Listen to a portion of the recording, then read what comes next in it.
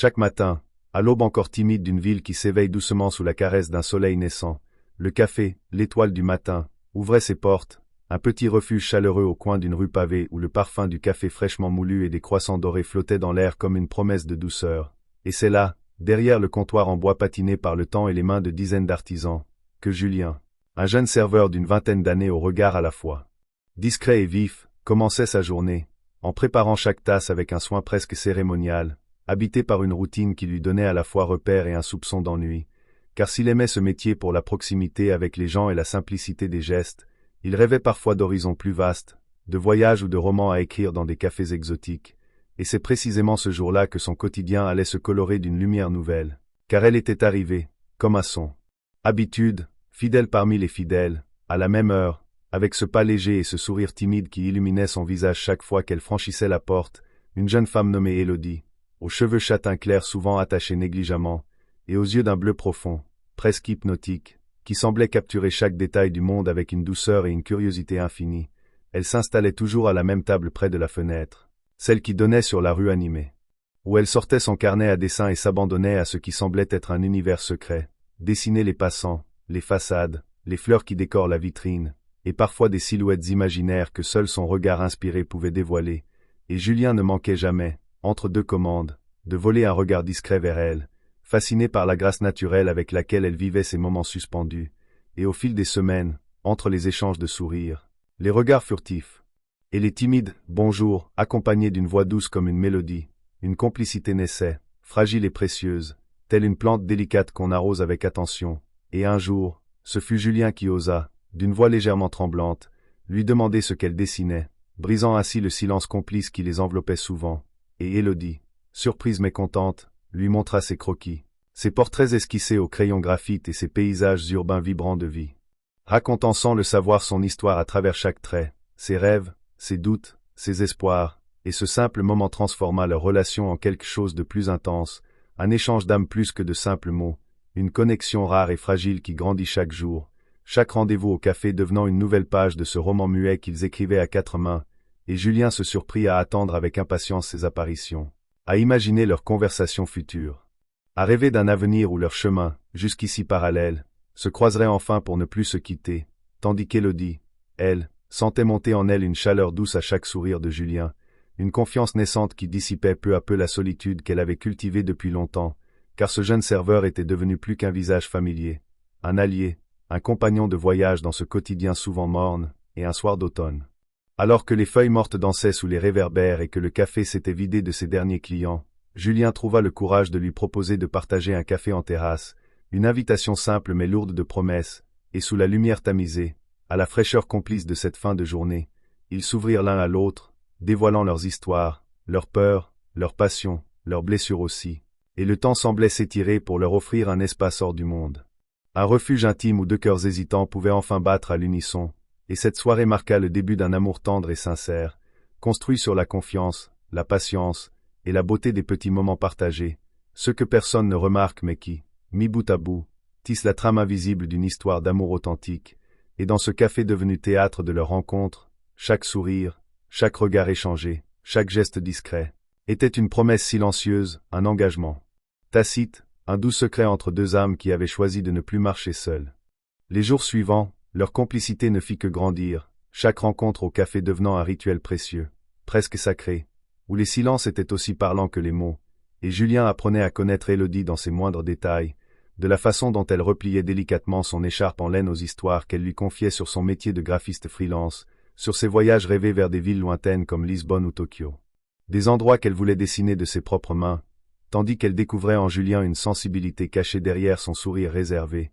un artiste discret dans l'âme qui, la nuit venue, griffonnait des poèmes et des idées d'histoire sur des carnets jaunis, des fragments d'un monde intérieur riche et complexe qu'il n'osait partager qu'avec elle, cette femme devenue muse et confidente, et leur complicité se muait peu à peu en une danse délicate où l'appréhension de blesser ou d'être blessé laissait place à la confiance et à la douceur, un équilibre fragile mais palpable, comme un souffle léger qui caresse l'âme, et puis vint ce samedi matin où, contre toute attente, Élodie arriva au café trempée par une pluie fine et froide, un sourire un peu triste accroché aux lèvres, comme si elle portait un secret lourd et doux à la fois, et Julien sentit son cœur se serrer en voyant cette fragilité inhabituelle chez elle. Alors il lui offrit sans un mot une grande tasse de chocolat chaud, sa spécialité, et s'assit enfin avec elle à la table, cette table témoin de leurs premiers échanges, et la conversation s'ouvrit naturellement, Élodie lui parlant de son passé, d'un ancien amour qui avait laissé des traces invisibles mais profondes, d'une rupture douloureuse qui l'avait poussé à fuir, à reconstruire une vie avec prudence,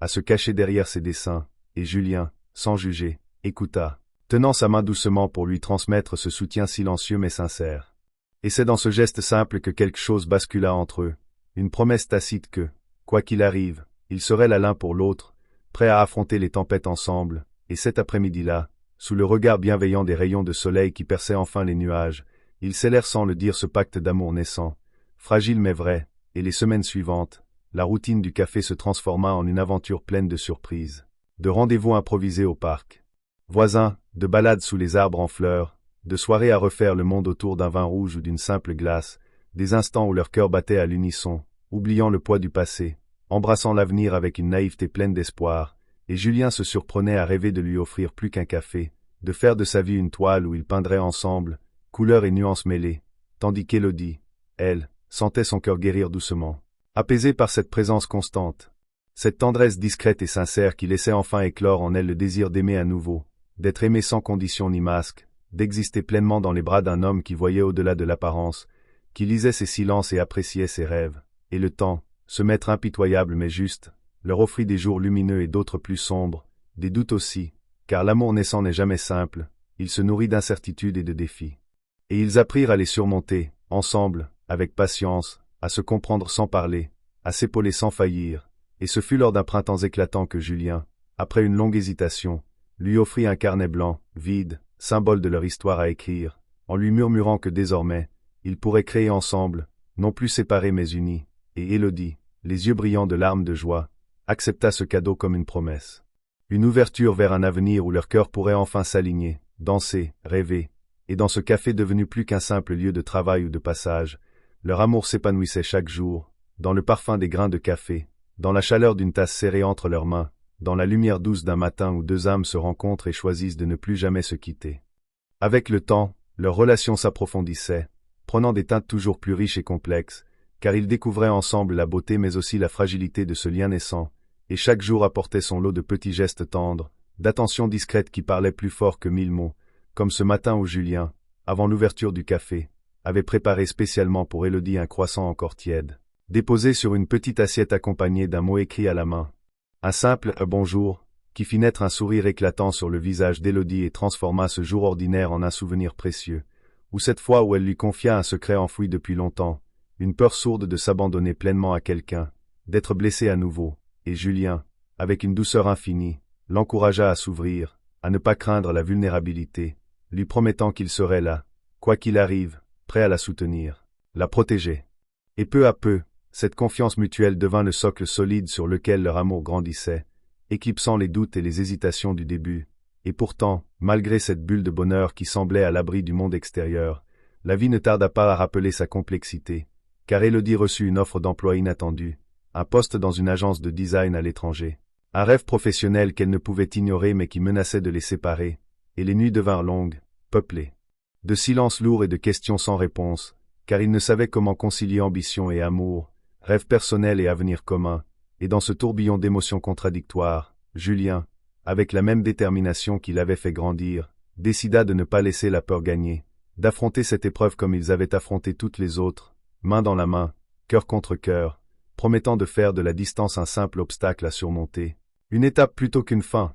Et c'est ainsi que leur rendez-vous au café, désormais ponctué de messages et d'appels malgré les kilomètres, devint encore plus précieux, chaque rencontre une fête, chaque regard un trésor, chaque geste un baume contre la séparation, et au fil des mois, ils apprirent à cultiver leur amour à distance, avec patience et créativité, inventant des rituels, partageant leur joie et leur peine, s'émerveillant de la force d'un lien capable de défier le temps et l'espace, jusqu'au jour où,